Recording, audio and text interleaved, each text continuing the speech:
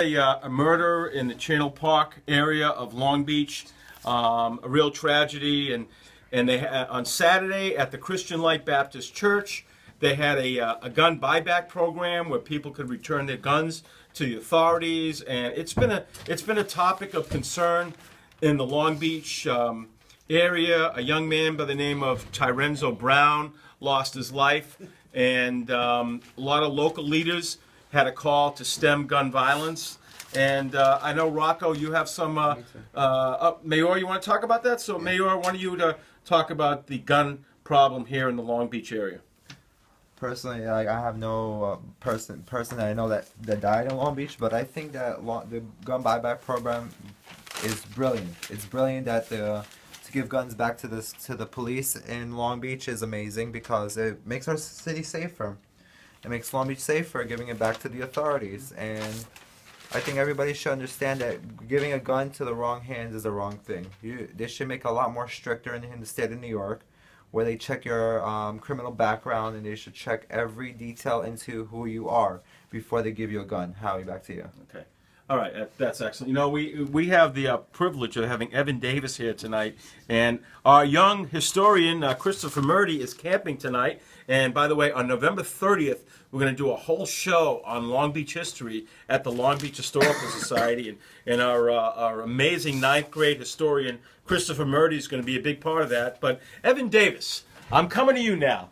Talk about Island Park, growing up, what it was like, and Island Park today. Your reflections on Island Park. Evan Davis, ladies and gentlemen. Yeah, Evan. Yeah.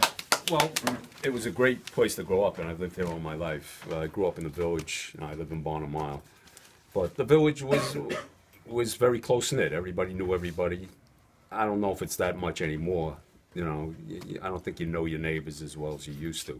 I mean, it seemed like everybody, you know, if you were a kid and you acted up, the neighbor was, you know, your mother knew because the neighbor, you know, knew before her, you know, and stuff. I don't know if that, you know, that goes on as much. And we used to, one thing I notice now is that the schoolyards are empty. I mean, I know all the sports are organized now, and travel teams and everything, organized leagues. I mean, we had Little League, but we used to go down to the schoolyard, play all day till 6 o'clock when you had to be home. You know, I think that's a lost, you know, that's a lost thing. You know, I mean, I know times are different now with, you know, parents don't want to, you know, not know where their kids are, but, you know, they knew where we were. You know, we were a few blocks away, but, you know, we did our own organized sports.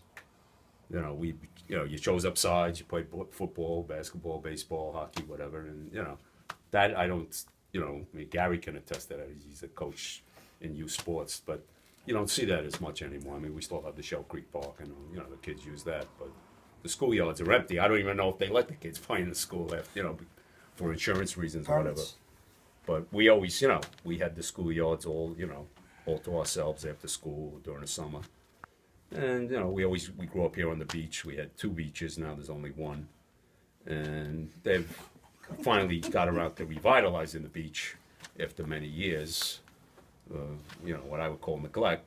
And, it, you know, it's still a beautiful spot. It's probably the nicest spot in town. I think it's what Island Park is most known for, is its waters, its surrounding waters, but the beach is beautiful. And they have improved it in the last couple of years after Sandy, you know, after it took a hit. But I don't know. That was great, Evan. Thank you. Thank you for sharing. Yay. You know, there's